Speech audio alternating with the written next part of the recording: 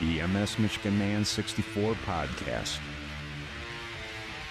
My name is Brian Wallace, and I am the MS Michigan Man 64. The MS Michigan Man 64 podcast is about chronic disease awareness. I have had multiple sclerosis for the last 27 years. It's an invisible chronic disease that I've been battling for half of my life. I want to share with you what it is like living with the chronic disease from my experiences and the experiences of other chronic disease warriors. We can fight to have a voice to those that want to listen. Together, we can motivate and educate.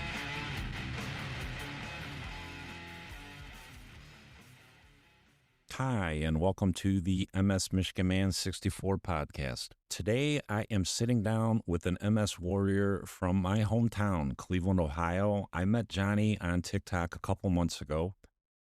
He was diagnosed with MS in 2019, but he actually had a pituitary tumor in 2017 that was really the start of his journey. And he wanted to come on and talk about his journey with his MS. Please welcome to the podcast, Johnny. How you doing today, Johnny? I'm doing good, Brian. How about you? I'm doing all right, my friend. I'm doing all right.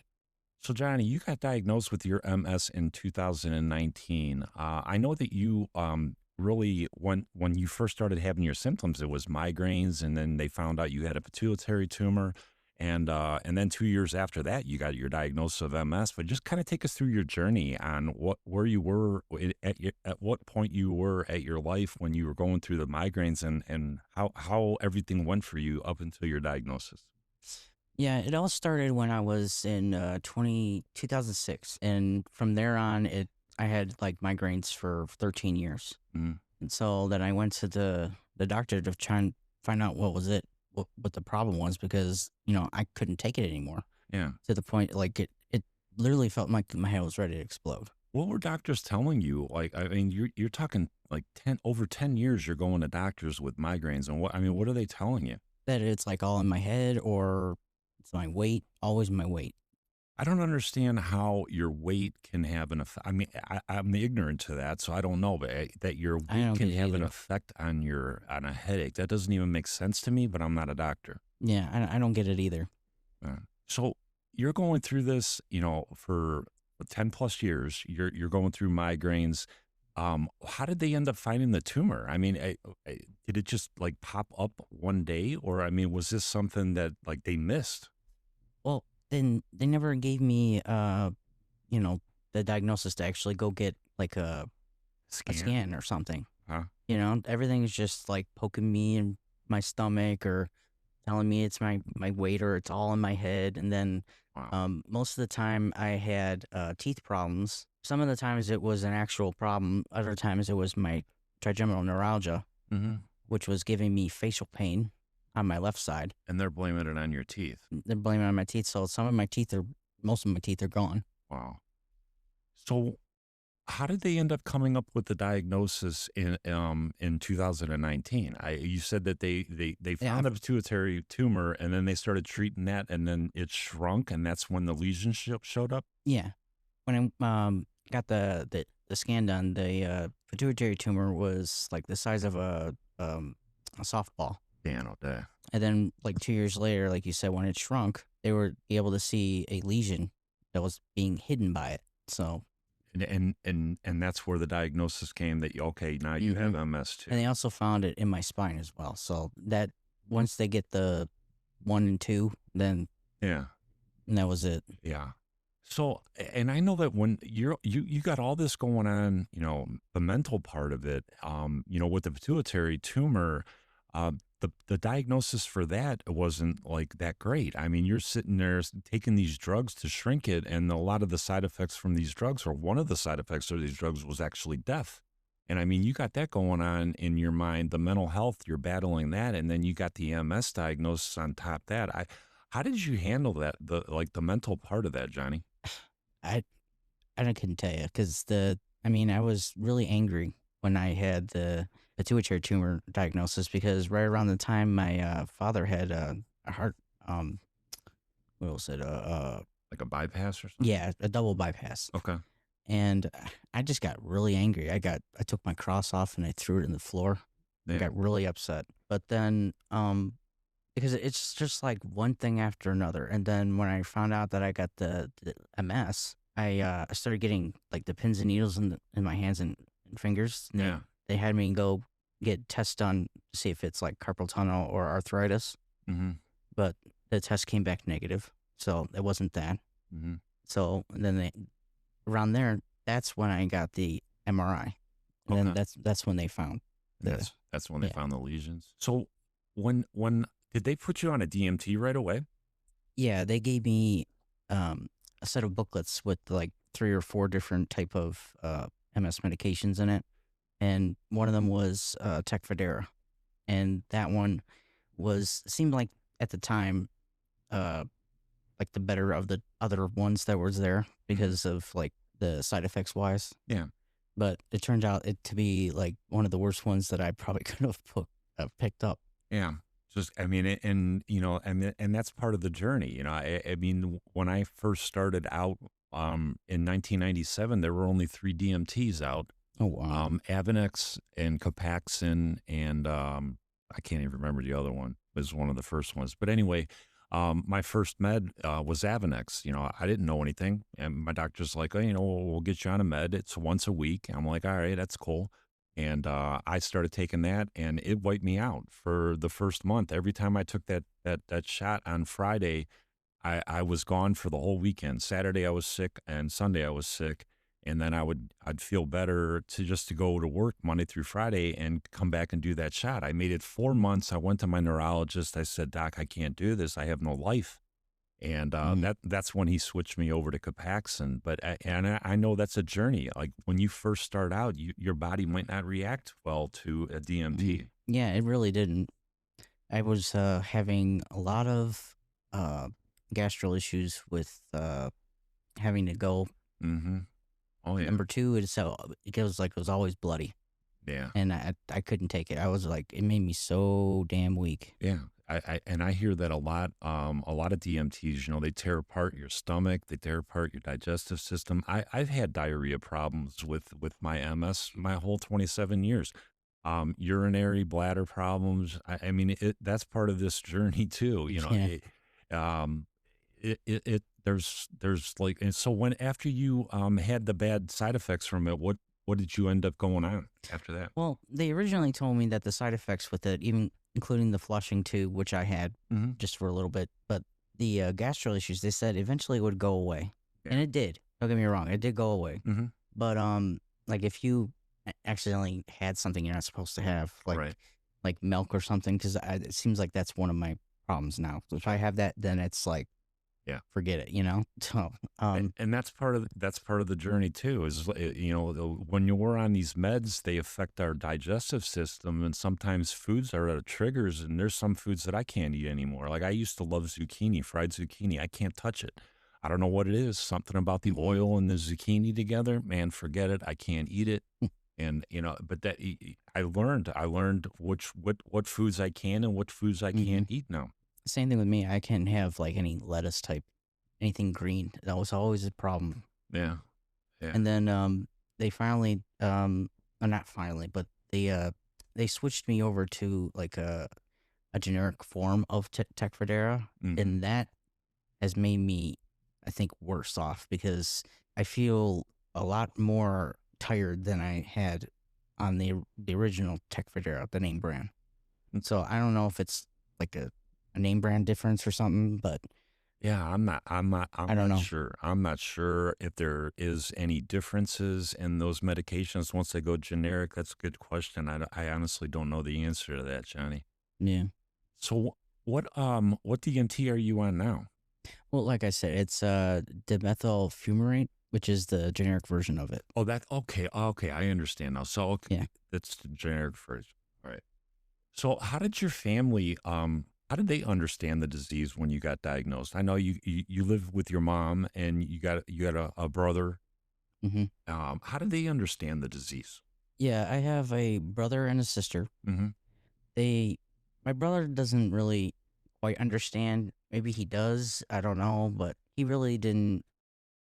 Like I said, yeah, he really doesn't understand much. My mom, she was like the main person that was helping me get through all this and telling me, it's okay and everything, and Did, did she keeping me here. did she understand what MS was? I mean, my mom passed away in 2020. She was 82 years old, and my mom, she kind of understood it, but she was like of that old mentality. Well, take a nap, maybe you'll feel better. And I'm like, Mom, it just doesn't work that way. I know moms. Sometimes they're a little bit older. They don't understand. Your mom understood MS. Yeah, she did understand a little bit because I can't remember if it's like a cousin of ours that had MS, Okay. and he was in a wheelchair, so I'm guessing it might have been like a uh Okay. the other version of MS. Yeah. Like a primary progressive or Yeah, something that's it. like that. Yeah. Okay. How about your dad? How did your dad understand it? My dad didn't really want to hear about it. No, Mm-mm. he didn't want to hear that his son had a chronic disease. Yeah, it's possible. I really don't know what his thinking is, but I'm okay with it. Yeah. I mean, we have to be, I mean, we can't Hmm. force people to understand, I Hmm. mean, they have to want to learn with us, I mean, this is a learning experience for us. Right. And hopefully our circle jumps on board with us, on the journey, and that's just part of the journey. And see, I think that's like the main thing too, because um, the first like couple years he really didn't get it, and then now he sees me like working in the yard. Um, he sees like when I came in, I'm like I'm wiped. Right. I'm wiped out. He's starting to understand it a Yeah. little bit more. Yeah. And it's a learning curve. Hmm. So I tell people, I mean, this is like a non-ending learning curve. Every day I get up, I learn something new about my body, just the way Hmm. it feels.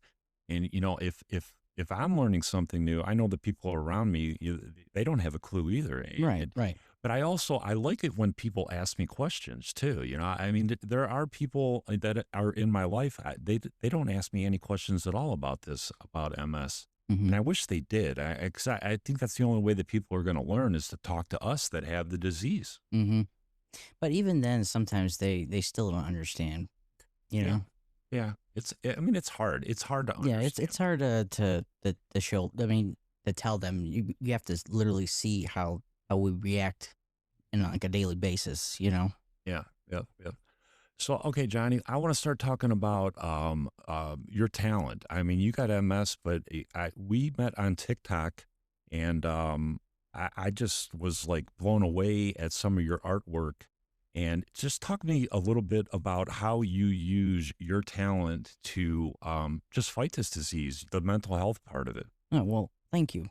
But let's see. I use an iPad Pro with an Apple Pencil, and I really never did any digital art before. Mm. Prior to all this, before it was just charcoal drawings that I went to school for up at Tri C. Hmm. But I don't know. I think it's just it's like another one of those coping mechanisms, just like to take your mind off of things. Hmm. You know, And this is something you've used your whole life, right? I mean, you've been hmm drawing your whole life, and you up until those 13 years. Yes. the third, yeah, you had to take a time out when you were going through the migraines, Hmm. and yeah, 'cause you said you just you couldn't even function to even look at Oh yeah. any kind of drawing or anything. Let's go back to that pituitary tumor because I know that you were going through those migraines, and when you were going through those when you were younger, I mean, you were literally you would lock yourself in the bathroom in the dark because they were just so bad, right? Right. Yeah. And like I couldn't even eat anything because I like go out somewhere.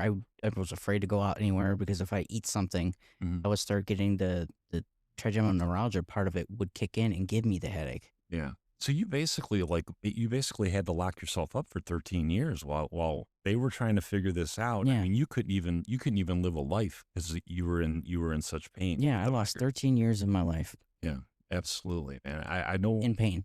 Yeah, when we were talking about that, I was just like, that's just crazy that you went through all these testings and doctors and you just couldn't get any answers. It's just unbelievable, dude.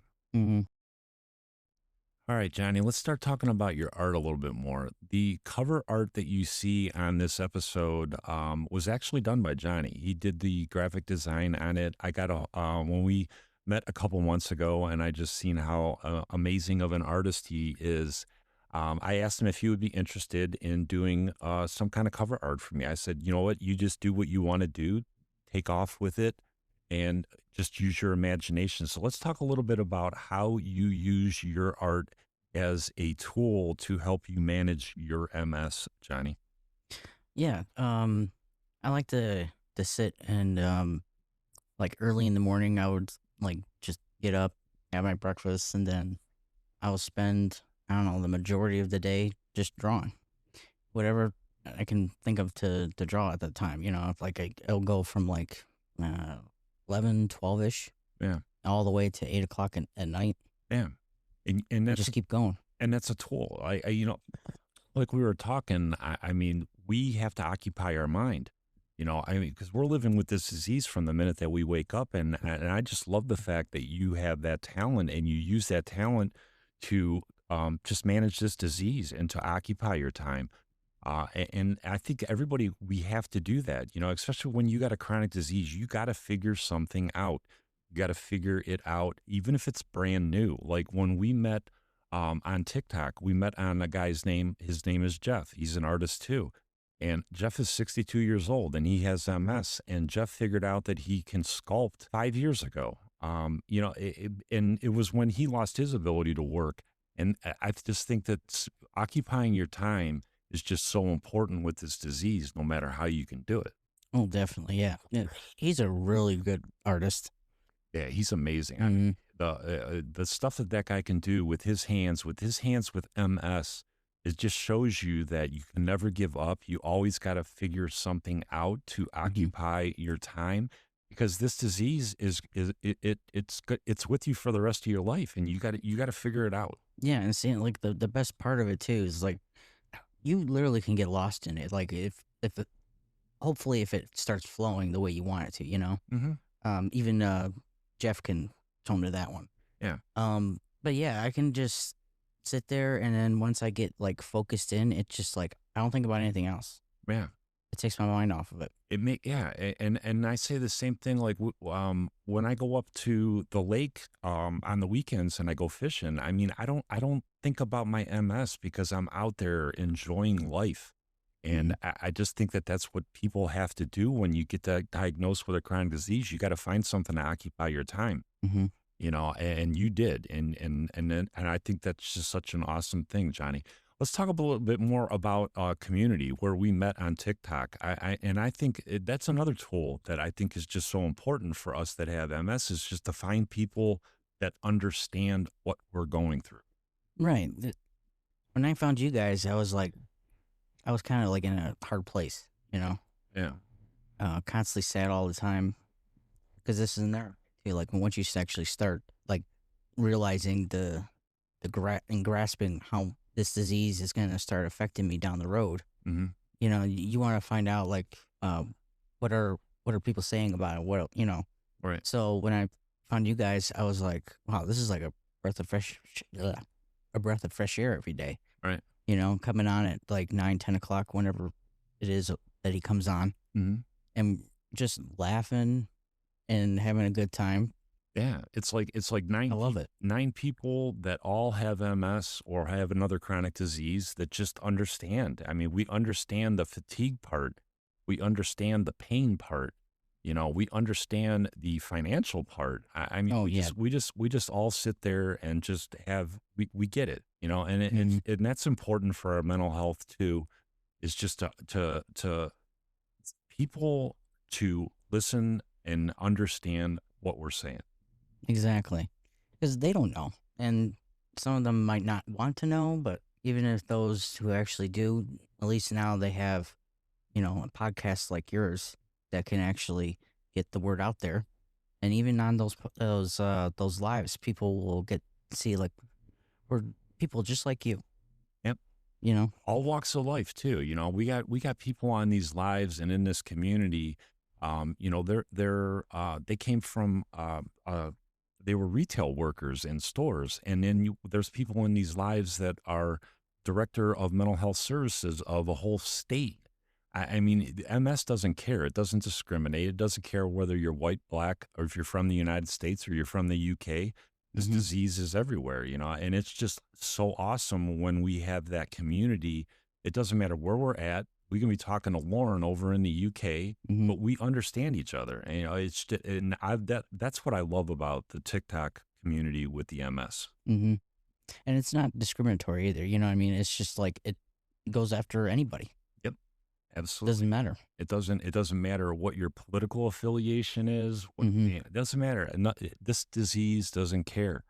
It's going to take you. It's going to take you no matter who you are. Hmm. You can be the president of the United States and you can get diagnosed with MS. I mean, anybody can. This disease is crazy, and we just want people to understand it. We Hmm. want people to understand what we go through, the difficulties of it. Just to understand that. If we don't feel like doing something, it's not because we don't want to. It's because we physically Right. can't do it. Hmm. Yeah. Yeah, I completely agree. And see, like the best part of it too, it's like, it's not just in the United States, it's like all over the world, dude. And we're all connected just like a link on like a chain link like I drew on your picture. Yep. And that's like the like main reason why I did that. So it's like we're together even though we're far apart, we're still together as Yep.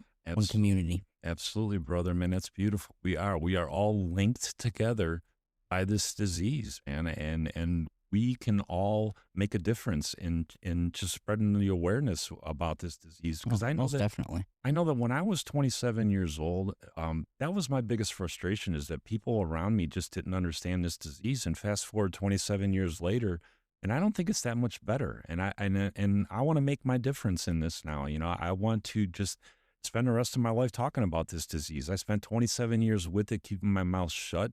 Now I'm just going to open my mouth up and we're going to talk about what this disease is like so people just understand it better. Absolutely. Hey, Johnny, if there's anything that you would want to tell people that are is in a similar situation for you as you, just recently diagnosed, and they're struggling. I mean, what would be your message just to let them know that it's okay and you're going to be okay and to keep on fighting? Yeah. I would have to say, there's gonna be like certain stages. You're gonna be in the denial phase. You're gonna be into the acceptance stage, and eventually, when you get to that, go find a community because I think that's like the best part of it, at least for me. Because for a while, I felt like I was alone in this, and then by finding this group, I feel like I'm not alone anymore, and I can see how everybody is going through. We become like a not just a friendship, kind of like a family almost. Hmm. And yeah, I would say just go find a community and drop into a live wherever you're, either TikTok or wherever your favorite platform is, and just go from there. And hopefully you will feel better about yourself. And I Oh, guess I love it, Johnny. It is important to find people that just get it. They understand it. It helps us mentally, man. And I really appreciate you coming on and joining or sharing your journey with me. I know it's difficult for you. I know you have a hard time cognitively, like a lot of us do. And I just really appreciate you going outside your box. And I think that's important for us as chronic disease warriors. Sometimes you have to go outside your box. You're not used to something and you got to do it just to try to figure something out to help you along the road, to manage this disease. It might be something that you never would have thought that you ever would have done. Just try it. You may be really good at it. You may really enjoy it. You just got to, but you have to figure it out. yeah, you might surprise yourself. Yeah, absolutely, brother. If you want to follow Johnny, I will put his his name or his TikTok in the description of the podcast link. Definitely hook up with him. He's just a badass artist. He loves doing art. He loves doing graphic art. He actually would draw if you would be interested. He would do a drawing for you for a tattoo. He's just badass, and he's an awesome guy to talk to. I really appreciate you coming on and sharing your journey with me, Johnny. You ever want to come on again, you're more than welcome. And by God means you're going to be doing a lot more graphic arts for me. I think we're going to be joining together and we're going to be making some statements on a lot of things together with your art and with my voice, because I'm never going to shut up. And I know you're never going to stop drawing. So we're going to be partners for quite a while, I think. Well, thank you for having me. I really appreciate it. I appreciate you, Johnny. All right, if you want to follow me on TikTok, you can find me MS Michigan Man 64. You can also find me on Instagram, MS Michigan Man 64. And I'm on Facebook, Brian Wallace out of Brunswick, Ohio. Until the next episode, MS Michigan Man 64, I am out.